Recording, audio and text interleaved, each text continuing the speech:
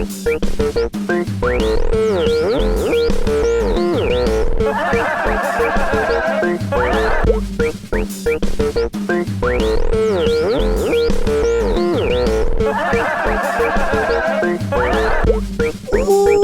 I hate that rabbit.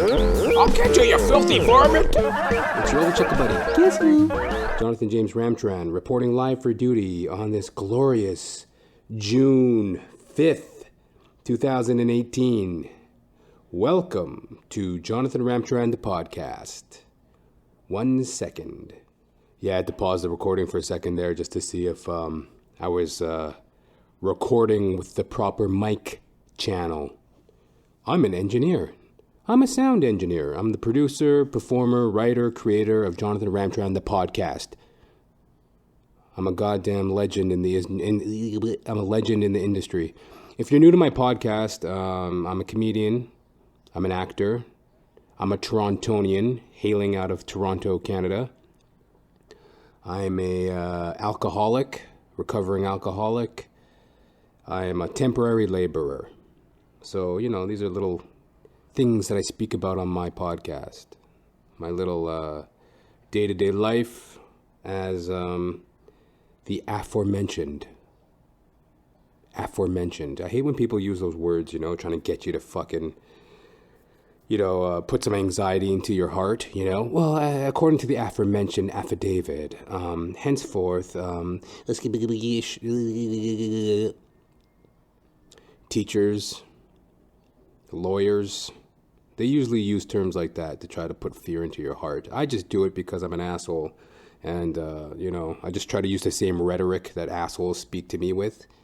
Well, according to the aforementioned affidavit, some prequel quo to the pee-pee-poo.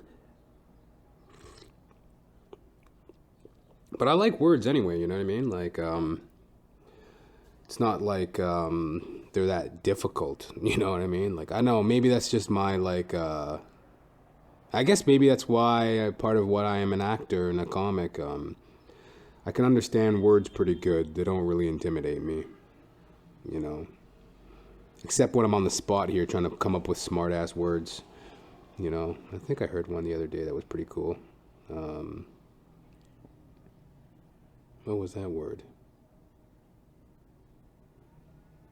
Well, I'm just going to say verklempt. That's like a Yiddish word for too emotional to speak. This guy was describing this gay man who got into a fight with his boyfriend, and he came into work and he was all in a tizzy because him and his gay lover were quarreling. And then he goes, I don't know, man, the boy was verklempt. I don't know, man, he was verklempt. He got in a fight with his lover, and that boy was verklempt that morning. Oh, silly wabbit. Yeah, so as you can tell, I don't know, just wing it, more or less. I don't know what the fuck I'm talking about. But I do have a couple points I want to get to. So, hey, check this out. Your man got a haircut. I got a haircut. I get a haircut every month. I used to just do it myself, right? I'm a black man. For all y'all motherfuckers out there listening and you can't understand by the sound of my voice, I'm a motherfucking black man, you hear? See, as a black man, you gotta get your hair cut every once in a while, because if you don't, the white man's gonna judge you for it. You know what I'm saying?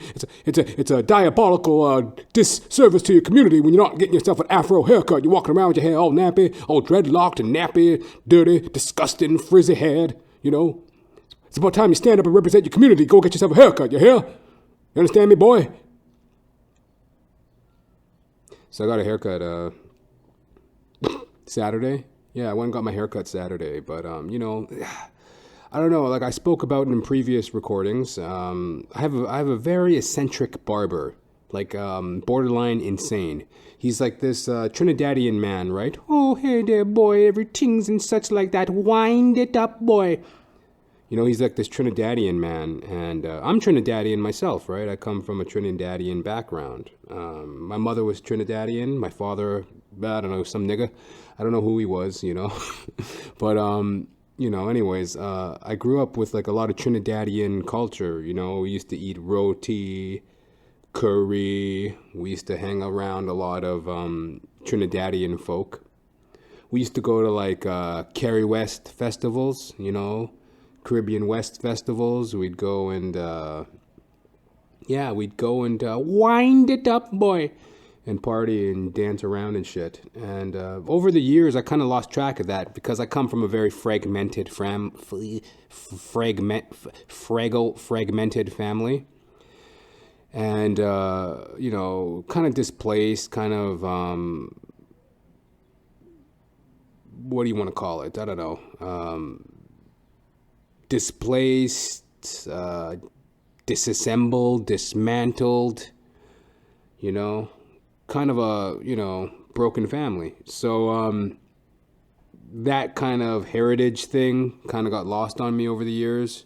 But, you know, I still enjoy seeing Trinidadian folk and hearing their little voices, you know. Oh, everything be like that, man, and them girls over there, boy. And here, have a sip of this thing over here, boy. So, I don't know what that last part was there. Bye, boy, that last part, you know, the Trinidadian, Newfie. But, yeah, so there we go. And, my hairdresser...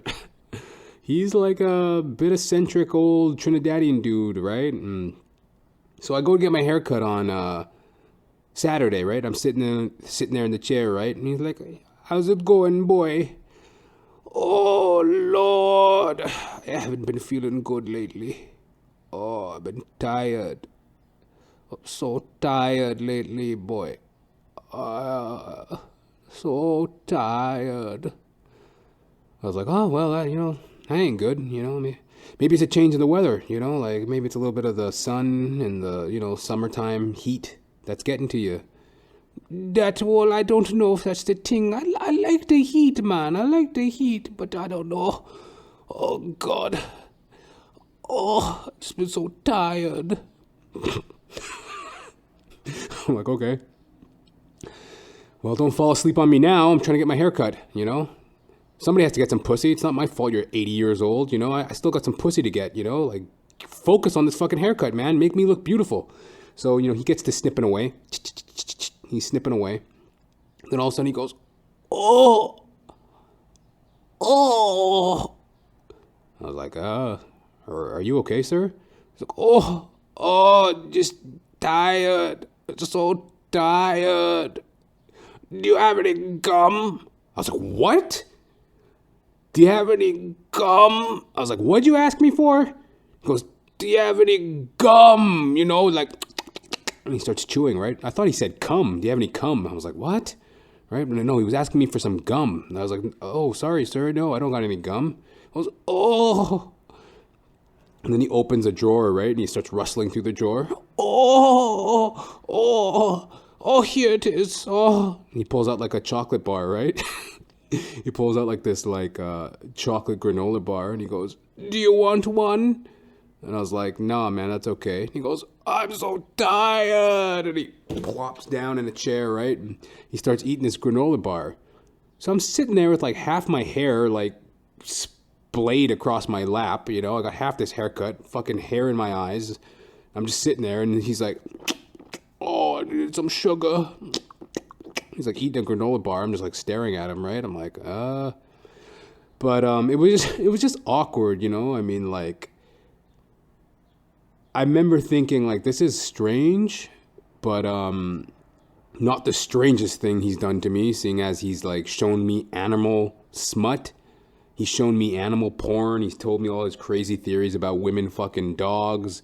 He's a canary trainer, right? He trains canaries and shit. He tells me about that. So I'm just like, you know, he's usually saying some kind of oddity, right? Some kind of nonsense, right? Coming out of his mouth. He's got a son who, like, he's apparently a famous rapper, but he can't remember his son's name. Well, that's a black man for you. But, like, he's got, like, a son that he says is, like, a famous rapper, but he can't remember his name for some reason. I don't know. You know, so he's a bit of a loony dude, but, I remember just thinking, okay, you know, like, this is awkward, but, you know, like, I was worried. I'm like, hopefully he's okay. Like, I don't, you know, he's collapsing in a chair to eat a granola bar. Like, hopefully he's taking care of himself, right? And You know, I was actually a little ashamed for a moment because sometimes you really do think that, you know, isn't it kind of funny how like onerous we get on people in the service industry or in industry? Like when you pay for somebody's services, sometimes you expect them to be superhuman. It's as if like, don't you die on the company dime? How dare you fall down dead while I'm getting a haircut? You know, like I paid good money for this, you son of a bitch. You know, go die on your own time. I need a haircut. So, I was like, yo, man, where's your compassion? Like, calm down. He's an old bastard. Just let him writhe in pain. Oh, the pain. I'm tired. So tired. So then, like, he finished his granola bar. Oh, that helped out very much. Oh, God, I've been so tired. My eyes be acting up, man. My eyes. I went to the doctor. He told me to get some eye drops for my eyes, and they be acting up and getting all white, watery, and this and that. And what I do is I take a little bit of hot water, and I pour some salt in it, and I put it in my eye, and it helps my eyes. But, you know, between my eyes and the cholesterol, like I was making some chicken the other night, and I put some chicken in the pot, and I put a little bit of oil, but then I noticed I put a little bit too much oil and the sugar to brown the chicken.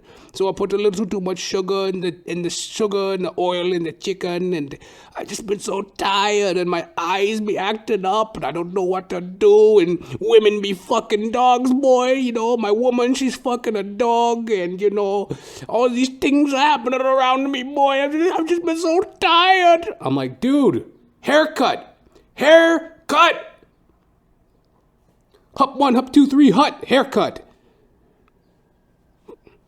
Oh. So, you know, he's just been kind of a loony dude. And, like, I got me thinking, I'm like, what percentage of a haircut? Like, what is acceptable in the haircut game? Like, what is the batting average? What is the accept? Like, because, like, he fucked up the haircut. Afterward, he's like, oh, here you go. I got that done. Oh, I've been so tired. I'm like, yeah, you kind of mentioned that. So then I'm like looking in the mirror, right? I'm like, what the fuck? I got like a receding hairline. You know, it's like the sideburns are uneven and shit. And, you know, it was semi-noticeable, right? It was probably like, you know, it was vaguely noticeable, right? I'm like, wow, you know, you kind of maimed me here, sir. But, like, I was just like, whatever. He's so tired. I'll let it go. And, but then I started, like, thinking, I'm like, what is the percentage on a haircut? Like, how much leniency do you give a person, right? Because I was considering, like, you know, man, this guy's just too wacky for me. I can't take this bullshit anymore. He's always, like, doing some kind of craziness. But I'm like, well, you know, we're kind of like friends, you know. We talk about animals and stuff. Like I said, he participates in like canary talent shows. Like he's a very prestigious canary trainer, apparently. You know, that's how he got the eye infection to begin with. He's like, oh boy, I got the canaries on the balcony, and every night I covered them up with a garbage bag. Then I was taking off the garbage bag, and some dust got into my eye, and now my eyes acted up, and I'm tired. Right? And so, like, I guess he got a canary infection in his eyes. Some canary dander got into his eyes. So, like, you know, he's like half blind trying to cut people's hair. Training canaries and shit. And, you know, but, like, you know, we share a passion of animals, you know. Like, I just bought a shirt that says, never forget, with a picture of a baby elephant on it. That's, like, my power animal, baby elephants. I love them. Oh, God. So fucking adorable. So, like, we love animals and shit, you know, and we're both Trinidadian, and he's funny as fuck talking about women fucking dogs. Like, that's his big conspiracy. He thinks women fuck dogs nowadays just because he saw it on, like, Pornhub or some pornography site. Women be fucking dogs, boy. But, like, I've been thinking about canning his ass, you know? Like, I was looking at that haircut. I'm like, fuck, man, I'm going to have to get right up your ass about this. Like, how fucking difficult is it to, like, even out a haircut?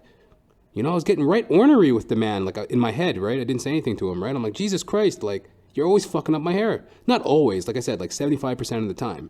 Like, I can always count on 1 out of 4 haircuts just going completely awry. And then I was like, you know what, man? You know, he almost dropped dead in front of me. No, I wasn't like that. Like if I sound callous and cold-hearted, I mean, I'm not getting up on an old man's ass because he took a break during a haircut. But it's just like it's more like he's odd. You know what I mean? It's like I don't believe the things that happen to him. You know what I mean? It's like it's odd. It's not like, oh, holy shit, something happened to him. Like, holy shit, he's exhausted or something, right? Or holy fuck, he fainted. It's more like, what is this? What's this strangeness? Like, there's another chapter of strangeness with him, right? But, you know what I'm saying? Like, you don't have much room for leniency with a haircut. Like, do you? Like, if you go to a barber and he fucks up 1 out of 4 times, like, that's quite a bit. Isn't it? I got like a fucking receding hairline now, or maybe it's like my bloated alcoholic face, but like I can't tell. I'm like looking at myself. I'm like, what the fuck, man? Look at this bulbous head. I remember there was a time when I was a younger man, like I'm still a young man, but like when I was a younger man, like at the ripe age of 15, I remember one time a friend's grandmother came to see me at work, right? I used to work at a grocery store. She comes into work and she's like, "Oh, hi there. Aren't you, so-and-so's friend?" I was like, yeah, I know your grandson. She goes, "Oh, you're such a good boy. You have such a nice scalp." She mentioned that I had such a nice scalp. I was like, okay, thank you, miss. Fuck off now. And that was the end of that. But like, I've always had a very good curvature to the head, right? Like, I've always had a very pronounced... like that was one of my strong points is my impressive scalp. And like lately I've been looking in the mirror, like ever since this haircut, I'm like, what the fuck did he do to me? He maimed me. I'm like looking at it. I'm like, I got like a widow's peak receding hairline, which I don't even have. I'm like, you're fucking, you're really, you've been so tired lately that you've been fucking up your haircuts, man. Get it together, boy, wind it up, man. So, but, I'm going to keep working with him. He's a nice man. He's a Trinidadian dude. And I got to cut him some slack. You know what I mean? I don't know. Maybe I'm too nice. A part of me is thinking, am I too nice and lenient? Like, like I felt kind of bad that I was upset with him for the fucked up haircut. Especially because he was feeling a little ill that day. And I'm like, well, you know what? He was having an off day. The haircut's not that bad. My hair grows quick. So, it'll quickly grow in and won't even be noticeable. It's all right. You know what I mean? It's not that bad, but it's still kind of fucked. But like, I'm gonna have to get right up his ass about this from now on. You know what I mean? Like, when you're on my fucking company dollar, you're on the company dollar, buddy. Don't be eating granola bars and telling stories about dog fucking, Like, get to the point. Cut this goddamn hair. Nah, I don't want to be like that, I'm gonna calm down. Not be such an asshole. But, anyways, that's my barber for you. Wind it up, man. And as I'm also a temporary laborer, as I mentioned, stand-up comedian, actor, alcoholic, temporary laborer, I recently had a little episode. Check this out. So as I'm talking about the man and the haircut, it's all coming down to this new... like I was a little bit, feeling guilty about my feelings towards the man. Like I wasn't more assertive with the haircut. Because, like, like he wasn't on death's doorstep. It just kind of confused me and kind of startled me to see him kind of be, like, all faint like that. And whatever, he just needed a break. He sat down, had a chocolate bar, and he was fine. I don't know. Like, I felt a little awkward, and I felt like I wasn't assertive enough. Because this happened in the past before, too, with, like, the haircut. Like, sometimes he fucks it up. Like I said, like, 1 out of 4 haircuts kind of goes awry. And I'm never really assertive with him. I'm just like, okay, whatever, I let it go. And that's one thing that I've been working on lately is, like, being assertive. By the way, pray for my barber. And, I feel like I'm an asshole. Do you see all these guilty feelings when you're, like, a recovering alcoholic? You can't even say anything bad because then you feel like you're resorting to your old ways. So I'm going to take a moment here to pray for my barber. Dear Lord, my barber, he be so tired lately from the hair cutting and the canary training and the dog fucking videos that he be watching online, man. Dear God, please watch over my hairdresser in this time of need, in this hour of dire need, Lord. Provide the strength and insight into him, man. Wind it up, Lord. Wind it up, man. In God's name we pray. Amen. Keep on rocking in the free world, baby. See you next month. Get those scissors ready. I'm coming in for a cut. But anyway, yeah, like assertive. Like I'm not always assertive. And like with the hairdresser, sometimes I let shit slide. And I don't like to get... Like it... That's what I do. It's like I try not to be assertive, but then when it gets to a point of too much, then I just boil over, right? I'll freak out and I'm like, where'd this come from? Because you've been fucking with me for fucking months now, and then like finally I get pissed off and it comes out, right? And that happens a lot with relationships with people, I notice, or just my interactions with people. Like shit boils over to a point, and then sometimes they act like, where did this come from? But like I've been like appeasing you and letting shit slide for months now, and you've been fucking with me, right? So as a temporary laborer, I work at a job moving furniture. There's this girl there. She's very, kind of imposing and overbearing in her personality. Like, she's kind of funny, but she's really, like, snarky and passive-aggressive and just kind of overbearing. Like, she gets into my business. What are you doing? What are you doing back here? Help me with this.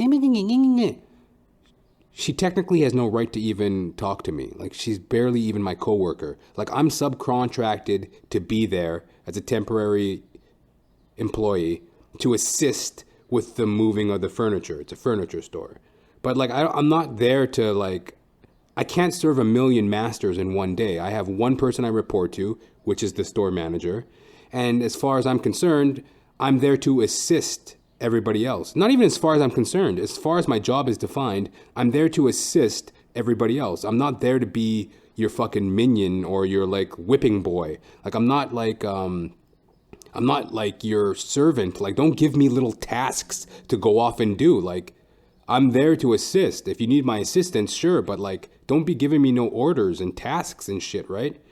So like this woman, she's kind of like that. She gets in my business and shit, and you know, she's kind of funny, you know, she's a little bit of an oddball, which like I kind of appreciate.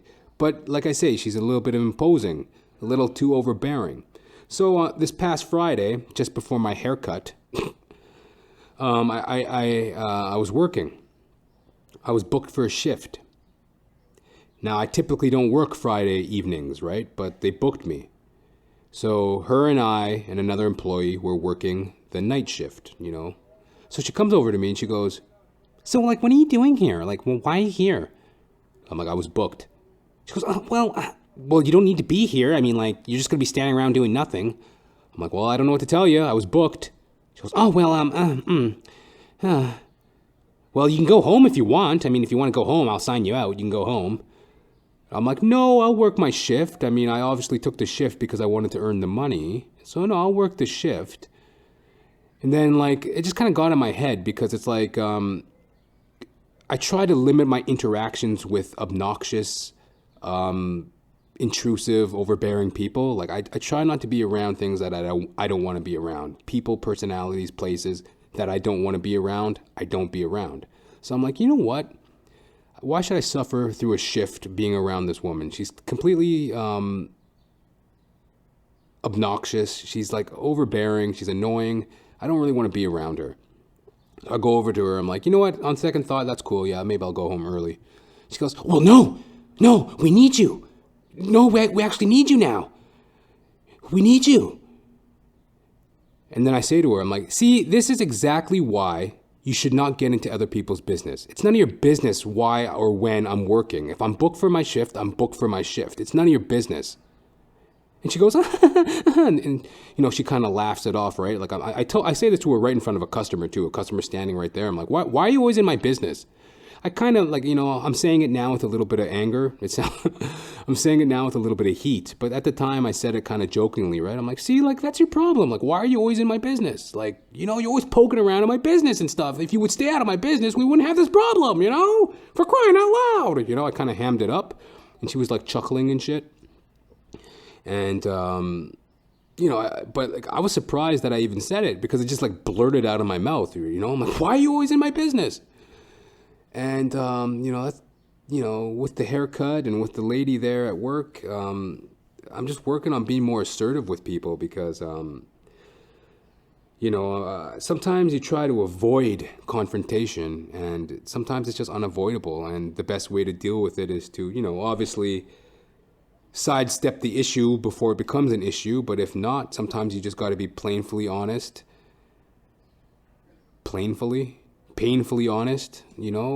just say the truth and try to be as diplomatic as possible. Like, I handled it pretty good considering.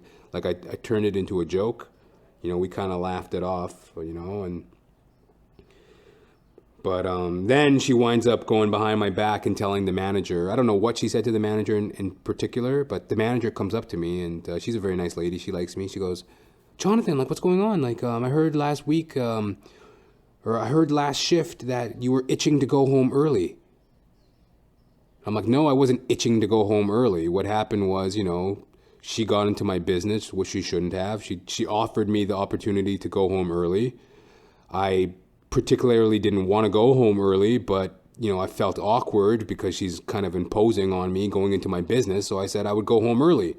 Then she changed her mind and made it into this big deal. It's not like, bottom line is, she's a little overbearing. She's in my business. Like, I don't know why she's asking me these questions or telling me when to go home or if to go home. Like, it's none of her business when I'm working my shift." And the manager, she's like, "Oh, yeah, that's right. Don't worry about her. She's a little mental." Like, she's known as being kind of mental around the job office, around the store. So, hey, let it be. That's what it is. So now you know every little thing about what's been going on with me lately. Got a haircut, and I'm working on being assertive. So, those are kind of some of the things that have been going on in the world of Johnathan Ramcharan. I'm gearing up to start producing some of my own comedy shows. That will be awesome. I'll keep you guys in the loop when I'm more on point with that. That should be coming in the next couple weeks or so. And aside from that, just living life, enjoying the summer heat, summer heat. Enjoying the weather.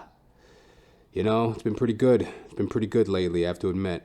And just trying to ride that wave, It's very strange, Like, I'm back in my drinking days. I would literally, because I worked all day, and then I would drink all night.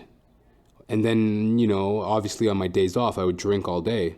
So, it's really odd that, like, this is the first time in a few years. Well, maybe not so much, because, like, I've been, like, a year and 7 months sober. So even last summer, I had some of this experience as well.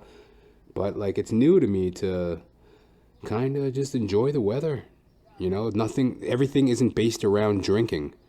I remember there were so many summers when I would just pull the shades down because it was too bright and sunny. And I'd rather just drink in the dark. That's fucked. So, really adjusting to this whole, like, oh, wow, it's going to be hot and sunny for, like, 4 months. What are you going to do with every day? Like, you got to go outside and do shit, get active, enjoy the weather, take up the opportunity, right? Get going. That's what one of my mentors, I guess you can call him a mentor. He's an older gentleman in my sobriety meetings, right? And we call him the Colonel, right? "How's it going, son? How's it going there, son?" That's how he sounds, right? "Hey there, son." And last week, last sobriety meeting, he goes, "You're doing really good, son. You're doing really good. Now it's time to get going. You better get going, son. Get going." So I'm going to take the Colonel's advice and get going. I'm trying to get out there and be adventurous, take on different things that I want to do, whether it be getting out in the world more, just enjoying a day, it can be a challenge, right? Because when you're so used to being in work mode, then when you got some downtime, like, well, what do you want to do? I'm just going to wander around outside because it's nice out? Yes. Yeah, go for a walk. Get out of the house, man. Don't just sit there and, like, take advantage of the weather. So that's what I've been trying to do. I want to start seeing more live music. I'm a bass player by hobby. Trying to play a little bit of guitar as well by hobby. So, like, I want to get out and see more live music, right? Just to, enjoy seeing some, I'm into, like, Well, in terms of live music, I mean, I don't know. Like, I'm into hip hop, I'm into rap, but I'm more into it on like a recording level. I don't know if I want to go to a hip hop concert. Like, I mean, I've been to them before. They're not as interesting. Just like some guy running around the stage rapping. I like listening to hip hop. I don't really like watching it, but I like to go see like funk bands or like blues or, you know, rock, because, you know, then you see them playing instruments and shit. It's a little bit more entertaining to me. So I want to go out and see some concerts and shit, go out and enjoy the weather, and bippity boppity boo, you know. I'll ask my fairy godmother. Fairy godmother, will you help me fucking put on glass slippers and go out and see concerts? Yes, Johnathan. Yes, you can. Bippity boppity boo. I don't know what the fuck I'm talking about here. Guatemala. Jesus Christ. Hot as hella. Volcano eruptions in Guatemala. Damn, son. 69 people dead. Many others missing. The death toll still being counted. Volcanic eruptions, man. That's nutty. Second volcano eruption in the last little while. There was one in Hawaii recently as well. That's like a childhood like nightmare. That's the type of shit that happens in like a kid's like imagination. There's gonna be a volcanic eruption. Like, that doesn't happen that often. It's fucking strange, right? Hey, you know, obviously my heart cries out to Guatemala. Hope they're doing well.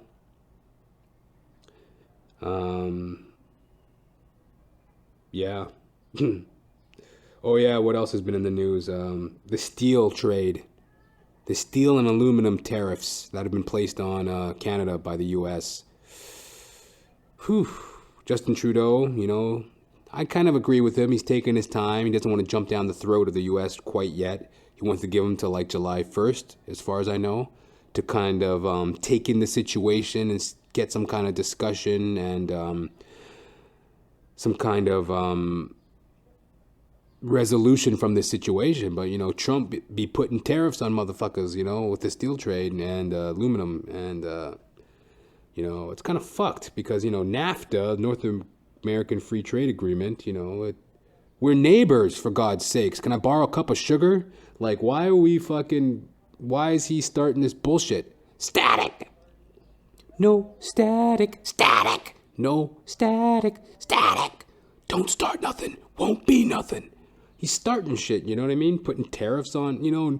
They said, one of his representatives said, oh, it's no big deal. It's more just like a family tiff. It's like, no, man, it's a big deal. You're fucking with people's livelihood.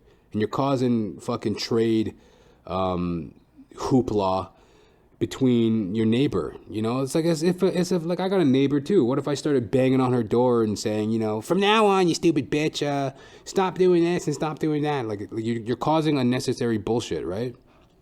So like, you know, I don't know. It's kind of like when I heard about it, my first impulse was like I don't really jump down the throat of Donald Trump too much. I think he's just whatever. I don't know. Hopefully he'll soon be a memory, but like.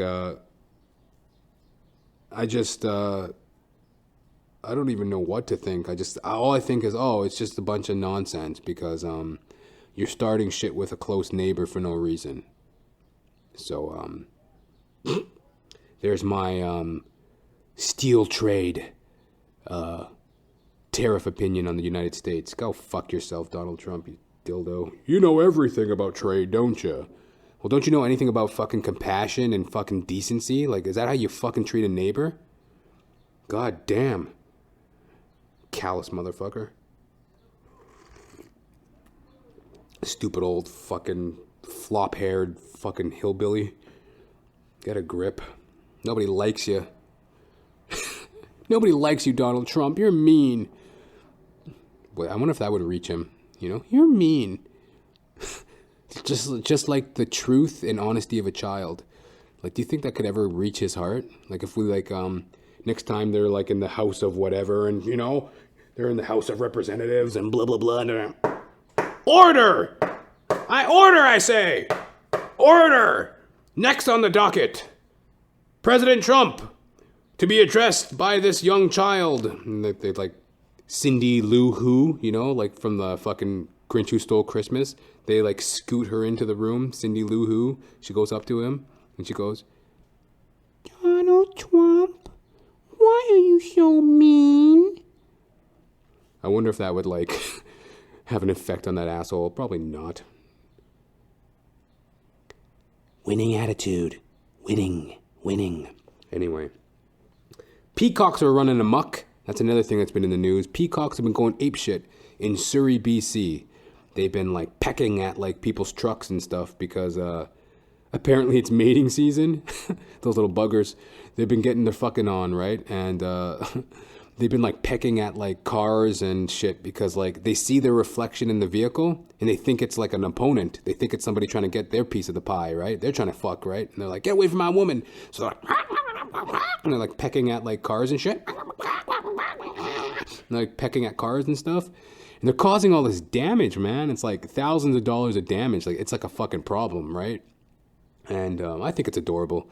I think they're such beautiful little creatures. And that goes to show you, man, nature takes precedence. Fuck off. Let the peacocks fuck. Go park your car somewhere else, you know? Let them have their little fucking, you know... Let them have their territory. The peacocks have spoken. You know what I mean? I like a real peacock. Like a Donald Trump type of peacock. That's just a fake-ass false flake of a peacock. That's just a fucking loudmouth buffoon. But when a real peacock gets to pecking... and they're squawking and they're running around and shit, you let a peacock be. For God's sakes. They've been going berserk. Pecking at car tires, pecking at automobiles and shit.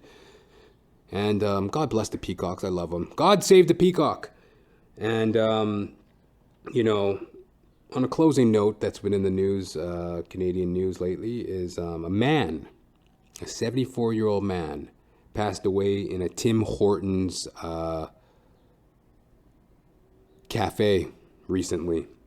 And, you know, that's hard. That's heavy. My heart goes out to the man. He was a 74-year-old retired man, low pension, probably had some sort of issues, but as far as they know, he was just like a low pensioner, homeless man. He enjoyed being in that area. This was in Vancouver, and he enjoyed the Tim Hortons that he passed away in, unfortunately. And that's a harsh way for a person to die, you know, just to die in like a fucking cafe, like a fucking fast food restaurant. I wonder if they swept him into the bin. They swept him into that little thank you garbage bin, right? Just stuffed him in there. But like, oh, thank you, stuff, you know, but like, that's not a way for any person to die. And, you know, they said the workers said that he will be sorely missed. Yeah, okay. You know, we look at people that are poor and mentally ill as like excrescences. Is that the word? Excrement. We look at them as human garbage, and he's going to be sorely missed. Oh yeah, really? The deranged old man who sat in the corner of Tim Hortons, begging for change, smoking cigarettes out front, sleeping in the bathroom. He's going to be sorely missed. Okay. But hey, you know what? Like, apparently they were very kind to him, and they let him stay. And he was there all the time, and he passed away. God bless the man. I don't know much else about it other than that there was a 74-year-old man who passed away in a Vancouver Tim Hortons restaurant. And I hope that this will help bring up more ideas of, you know, compassion. I mean, the solution is not to just throw money at people with these problems and issues. The solution is not to just, you know, throw money at it, you know, like we, you know, there's, you know, I understand we live in a capitalist society. That's kind of what fuels innovation and competition. And, you know, that's kind of how human beings thrive and compete. Can't just be throwing money at people and, you know, disrupting that kind of system. but there can be better compassion, and there can be better facilities available to people, and just like a more equal playing ground. You know what I mean? Like, to die in a restaurant, to die in a fast food restaurant. Like, imagine dying at McDonald's. Like, how fucked up is that? God bless him. It's your old chuckle buddy, guess who? Johnathan James Ramcharan, reporting live for duty on this June 5th, 2018. God save the peacocks, God save the homeless, God save the queen. Hit me up, jr.thepodcast@gmail.com. Send me some feedback. jr.thepodcast@gmail.com. Got a lot of interesting little endeavors coming your way soon on Johnathan Ramcharan, the podcast. Keep tuning in. Thank you very much for the love. And I'll talk to you guys next time. Bye-bye. Peace.